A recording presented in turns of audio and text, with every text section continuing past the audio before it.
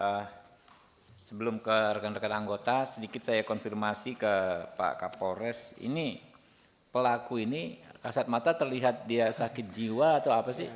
Mohon izin Pak, itu kalau kasat matanya seperti yang disampaikan oleh Bapak yang terhormat Ketua, tapi kami tidak bisa mengejas ataupun kami tidak bisa Setega menentukan. itu gitu kan Kami dengan akan perempuan. melakukan pemeriksaan.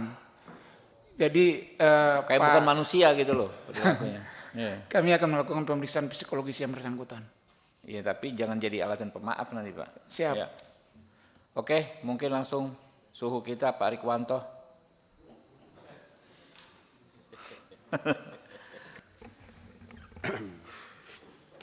Terima kasih pimpinan. Saya ke Pak Kapolres dulu ya. Siap, Jenderal. Ya. Pak Kapolres, terima kasih sudah ditangkap. Terima kasih sudah diusut tuntas pelakunya dengan gerak cepat. Saya lihat videonya di YouTube proses penangkapannya sampai saat ini sudah ditahan ya. Ya, akhirnya tertangkap juga. Akhirnya bisa ditangkap juga. Ada beberapa pertanyaan dari masyarakat masalah penanganan kepolisian. Itu sejak dilaporkan 18 Oktober ya.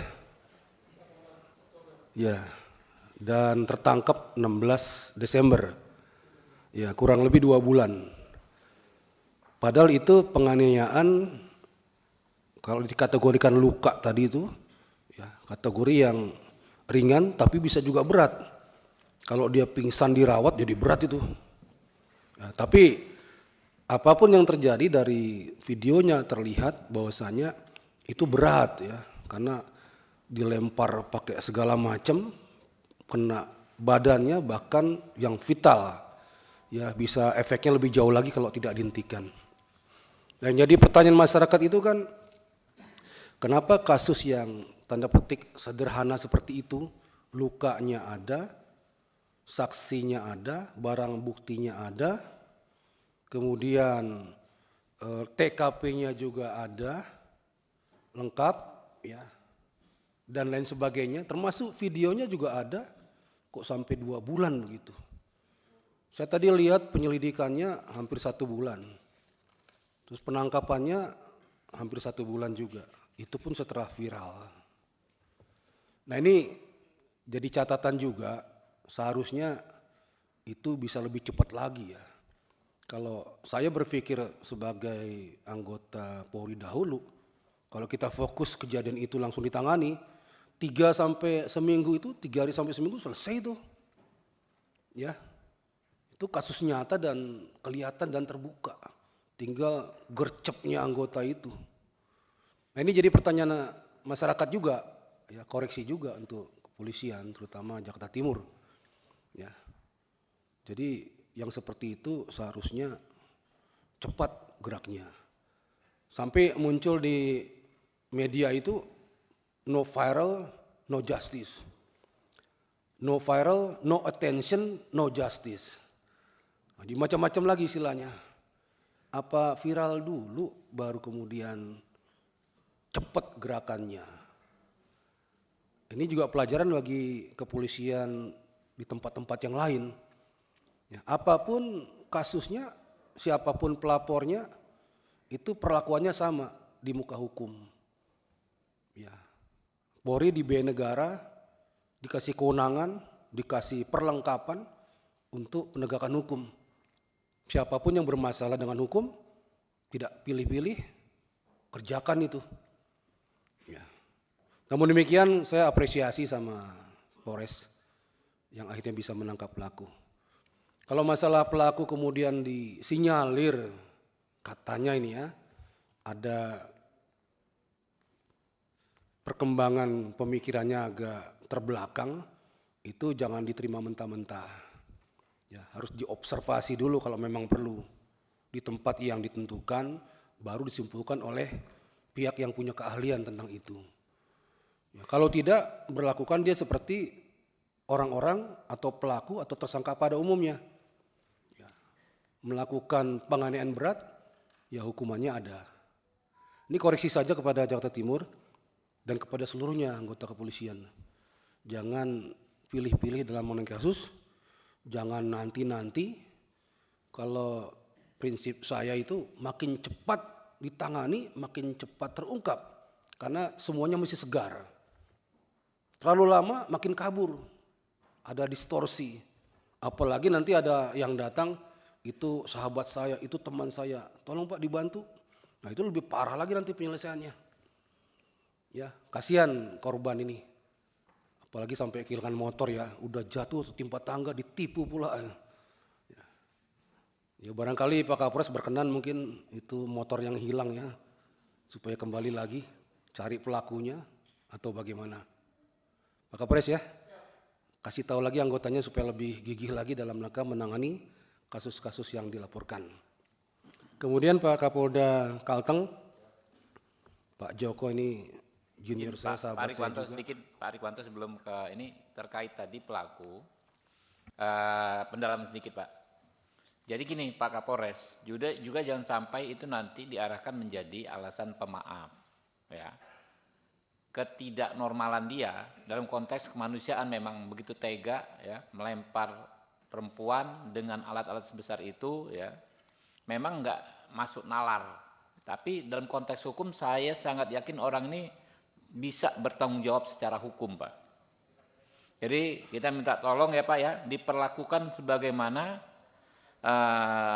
tahanan yang lain. Ditahan kan ya sekarang Pak?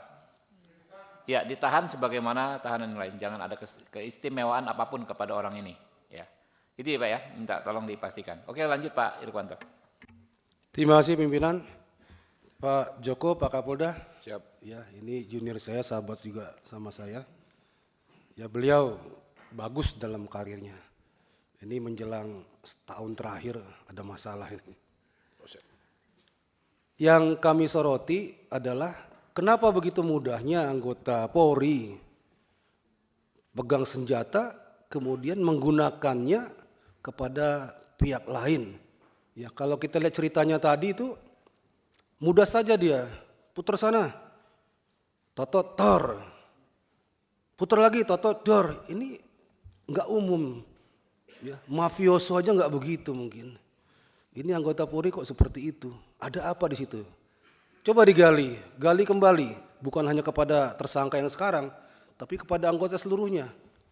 Ya, tadi disampaikan oleh Pak Kapolda, yang bersangkutan terdeteksi ada pakai sabu, gitu ya.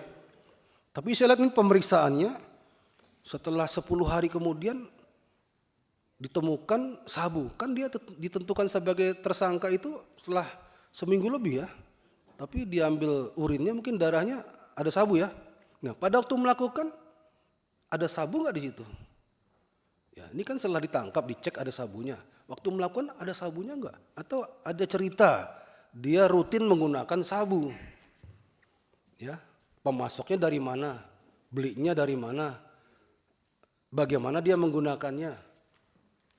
Dan yang saya lihat di sini yang bersangkutan itu tugas luar ya, pengamanan objek vital, pengamanan bank. Jadi jarang sekali ketemu kesatuannya. Kalau tugas baru dikasih senjata, selesai tugas diambil kembali. Kemarin ada yang melanggar SOP ya, sudah lepas tugas masih pegang senjata. Dan dia mainkan senjata itu untuk melakukan perampasan mobil.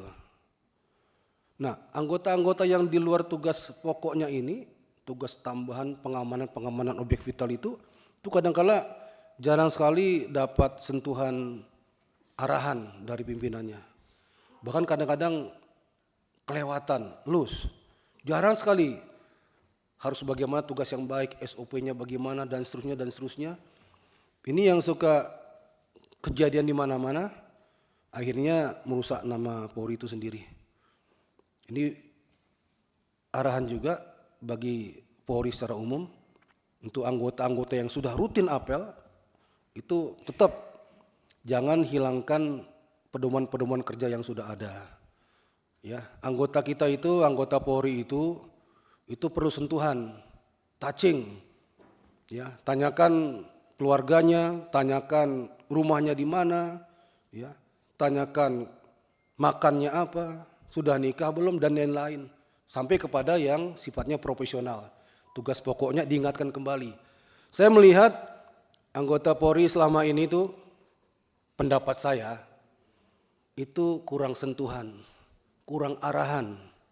Mohon maaf kalau meminjam istilah dialeknya orang Bali, dianggap otomatis gitu loh. Ya, dianggap everything is okay. Semua berjalan apa adanya. Mereka sudah ngerti. Padahal tidak demikian. Perlu diingatkan terus. Tiap apel diingatkan bagaimana megang senjata api, bagaimana menggunakannya, bagaimana patroli dan sebagainya.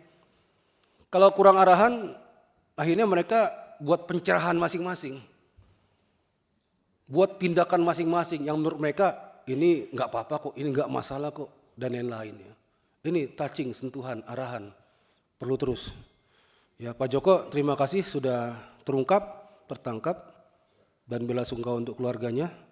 Tapi ingat, jangan lagi terulang kepada anggota yang lain. Ini jadi pelajaran bagi Polri, bagi Polda manapun. Ya, hal ini kalau nggak diungkap, nggak dibuka, itu bisa terulang kembali kepada masyarakat. Kasihan masyarakat ya. Terima kasih, Pak Ketua.